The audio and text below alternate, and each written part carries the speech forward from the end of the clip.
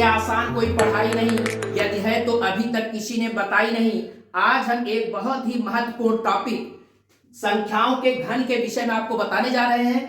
जैसा कि आप जानते हैं कि किसी भी संख्या का घन का मतलब होता है उस संख्या का आपस में 3 बार गुणा। जैसे 8 का घन करना है, इसका मतलब 8 का आपस में 3 बार गुणा, और इस घन को उसके ऊपर 3 घात, उस संख्या के ऊपर 3 घात लगाकर प्रदर्शित करते हैं। जैसे 8 क्यूब का मतलब होता है 8 की घाते 3, इसका मतलब होता है 8 गुणे 8 गुणे 8, यानी 8 का आपस में 3 बार गुणा करने पर जो रिजल्ट आता है वही इसका घन कहलाता है।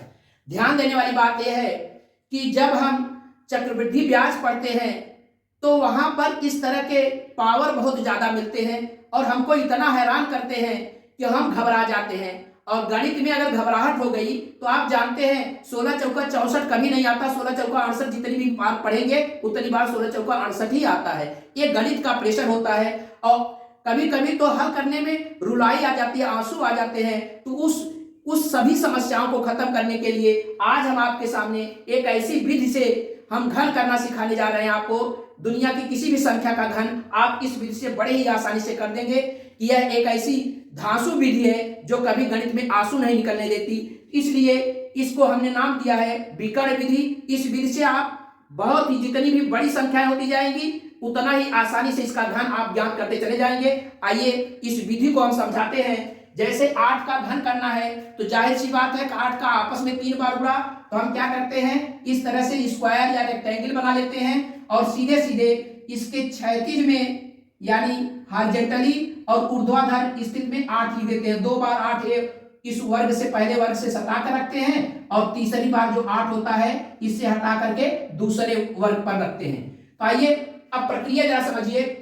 डायगोनल विधि है क्या, तुरंत हम क्या करेंगे 8 का गुणा 8 में करेंगे तो 8 8 64। ध्यान देने वाली बातें हैं कि इकाई हमेशा नीचे लिखेंगे और दहाई हमेशा ऊपर लिखेंगे। तो तुरंत आप क्या करेंगे, अब एक ही पद है तो इस डायगोनली इसको जोड़ देंगे। तो एक ही पद है तो जोड़ने के कुछ है ही नहीं, तो सीधे सीधे यहाँ पर हम 4 लिख देंगे और यहाँ पर इसको जोड़ने के बाद 6 लिख देंगे। यानी अब ये 2 पद मिल गए, इसको 2 पार्ट में बांट देंगे। अब क्या करेंगे, अब इस 8 का पहाड़ा इस 6 के लिए पढ़ेंगे। 8 6 48। हमने बताया कि 48 में आप जानते हैं दहाई हमेशा ऊपर लिखी जाती है और इकाई हमेशा नीचे लिखी जाती है। इसी तरह से अब पुनः 8 का पहाड़ा 4 के लिए पढ़ेंगे, तुरंत डायगोनल बनाएंगे। 8 चौके 32, 32 में 3 दहाई है तो दहाई को ऊपर और इकाई को नीचे।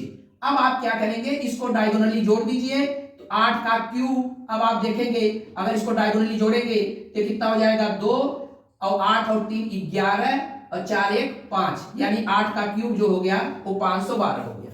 इसी तरह से किसी भी संख्या का, जैसे सपोज कीजिए आपको 12 2 अंकों की संख्या का इस क्यूब करना है, तो जैसे 12 करना है तो यहां पर 12 लिखिए, जितने अंक रहेंगे उतने पार्ट में इसको पहले डिवाइड कर देना है, ध्यान रहे इस बात का। तो ये 2 पार्ट में हो गया और इधर भी 12 रहेगा, तो सबसे पहले 12 और ये 12 हो गया। अब एक 12 यहां भी रहेगा, इसका मतलब इस लिहाज से यह 2 भाग में ऐसे बटेगा। अब अभी इधर का भाग निश्चित नहीं है, इधर का भाग इसके डायगोनल जो अंक आएंगे उसके जोड़ने के हिसाब से निश्चित होगा। आइए ध्यान दीजिए, प्रक्रिया वही। आप क्या करेंगे, 1 का गुणा 1 के लिए पढ़ेंगे, 1 1 के 1, इकाई का स्थान नीचे और दहाई में कुछ नहीं है तो 0 ऊपर। फिर 1 का पहाड़ा 2 के लिए पढ़ेंगे, 2 1 के 2, 2 खुद इकाई है ये नीचे, दहाई का स्थान ऊपर। अब आप ध्यान दीजिए 2 का पहाड़ा 1 के लिए पढ़ेंगे, 2 1 के 2, 2 इकाई है, दहाई के स्थान पे 0। अब 2 का पहाड़ा 2 के लिए पढ़ेंगे तो 2 दूना 4, 4 जो है नीचे रहेगा और दहाई इसमें नहीं है तो 0 ऊपर हो जाएगा। अब आप क्या करेंगे, इसको डायगोनली जोड़ दीजिए, डायगोनली जोड़ करके इसके ठीक ऊपर लिख दीजिए। जरा ध्यान से देखिए, अब आप जोड़ेंगे तो कितना हो जाएगा 4 और यह हो जाएगा 4 और यह हो जाएगा आपका 1। बाकी ये 0 है तो 0 या लिखे या ना लिखे, इधर बाएं तरफ 0 का कोई मतलब नहीं होता। इसका मतलब हम क्या करेंगे, तुरंत इसको अब 3 पार्ट में इस तरह से बांट देंगे।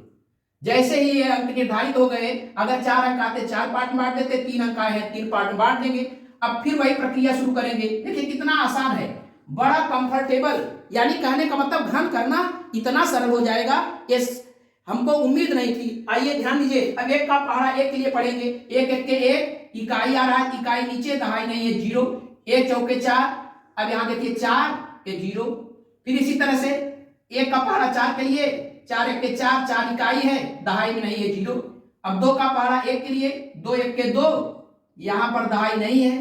फिर 2 का पहाड़ा 4 के लिए 2 चौके 8, 8 इकाई होता है, दहाई नहीं है। फिर 2 चौके 8, इस तरह से ये आपका 0 और 8। अब आप क्या करेंगे, ये 12 का क्यूब यहां लिखेंगे, ये डायगोनल में जो आया है इसी के पदों को जोड़ दीजिए, वही 12 का क्यूब हो गया। कितना हो गया 8, 8 4 12, ये 4 2 6 1 7, और यहाँ 1, यानी ये 1728, यही होता है 12 का क्यूब। इस तरह से दुनिया के किसी भी संख्या का, चाहे वो जितने बड़ी पद हमने बताया कि संख्या होती जाएगी, उतने आप आसानी से इसका आप बड़े आसानी से घन करते चले जाएंगे। आइए इसी तरह से अगर 3 अंकों की संख्या है, सपोज कीजिए, जैसे मान लेते हैं, तो अगर आपका 312 है तो 312, यहां पे भी 312 लिखेंगे क्षैतिज रूप में, फिर वही 312 यहां लिख दीजिए, तो यहां भी 312 लिखना पड़ेगा। यानी कहने का मतलब ये इस तरह से हॉरिजॉन्टली 3 पार्ट में ये बढ़ जाएगा। अभी वर्टिकली देखना है, जितने पद यहां से आएंगे उतने पद हम लिखेंगे। आइए फटाफट देखिए, थोड़ा जल्दी जल्दी हम करते हैं। 3 त्रिका 9, 9 इकाई है तो नीचे लिखेंगे ये 0, फिर 3 1 के 3, 3 यहां लिखेंगे ये 0, फिर 2 3 दूना 6, 6 नीचे लिखेंगे, इकाई में दहाई में कुछ नहीं है 0। 1 का पहाड़ा 3 के लिए 3 1 के 3 ये 0, फिर 1 का पहाड़ा 1 के लिए 1 ये 0, फिर 1 का पहाड़ा 2 के लिए 2 ये 0, ये 2 3 6 ये 0, 2 1 के 2। आप करके देखिए, करके देखेंगे तो बहुत आसानी से आपको बड़ा इंटरेस्ट भी आएगा और इतना अच्छा लगेगा कि आप इसी को आप बार बार करेंगे। अब ध्यान दीजिए, बहुत आसान हो जाएगा। अब आप इसको हॉरिजॉन्टली ऐसे जोड़िए, जो जिस डायगोनल में है यानी विकर्ण में है उसको ऐसे जोड़ते जाइए, और इसके नीचे इधर से दाहिनी तरफ के क्रम से लिखते जाइए। ये हो गया 4, थोड़ा दूर दूर लिखिएगा, ये हो गया 4, ये हो गया 6 6 12 1 13, 13 में केवल इकाई लिखना है 3, और दहाई जो है इसके साथ जोड़ के लिख देना है 3 3 6 1 7, और यहां से 9, यानी ये हो गया। अब आप जरा ध्यान दीजिए, अब इसको आप उतने हिस्सों में बांट दीजिए, 1 2 3 4, इस तरह से जितने भी एक डिजिट मिले हैं सबको अलग कर लीजिए। फिर वही प्रक्रिया डायगोनली कर दीजिए। 3 9 27, हमने बताया कि 27 में 7 इकाई है और 2 दहाई है, तो दहाई ऊपर इकाई नीचे। 7 त्रिक 21, 1 ये 2, इसी तरह से 3 त्रिका 9, दहाई नहीं है 0, फिर 3 चौके 12, इकाई 2 है, दहाई 1 है, फिर 3 चौके 12 ये 2 और ये 1। आइए फिर 1 का करेंगे, 1 में 9 का गुणा करेंगे तो 9 ये 0, इसी तरह से 7 का गुणा करेंगे तो 7, 1 का गुणा करेंगे तो हमेशा इकाई ही आएगा, तो दहाई का स्थान आप जानते हैं फिक्स हो जाएगा 0, बाकी इकाई के स्थान पे वही आप लिखते जाइए, वही संख्या का गुणा करके 4 4 1 के 4, इस तरह से, फिर यहाँ 4 फिर 0। अब 2 का गुणा 9 के लिए 9 दूना 18 1, और 2 7 14, यहां से 4 लिखेंगे और दहाई ऊपर, और 3 दूना 6 केवल इकाई है तो 6 नीचे लिखेंगे ऊपर 0, 4 दूना 8 केवल इकाई है, इकाई नीचे दहाई 0, यानी 4 दूना 8, फिर इस तरह से ये 8 कर देंगे। अब आप क्या करेंगे, 312 का क्यूब जब आप लगाएंगे, इसको आप डायगोनली जोड़ते जाइए, कितना आसानी से देखिए मिलेगा। 8 ये 8 4 12 के 2 हाथ से लगा 1, ये हो जाएगा 6 6 12 1 13, और इस तरह से 3 3 6 4 10 10 और 1 11, इसका जो इसमें हासिल था 11, यहाँ 9 1 10 10 7 17 1 18 18 8 26 और 1 हासिल 27, और यहाँ से कितना हो जाएगा 9 1 10 1 11 11 और 2 13, और यहाँ से 7 2 9 9 1 10, और यहाँ हो जाएगा 2 1 3, यानी यही इसका घन हो गया। इस तरह से बगैर किसी तनाव के बहुत ही आसानी से दुनिया में किसी भी संख्या का घन कर सकते हैं।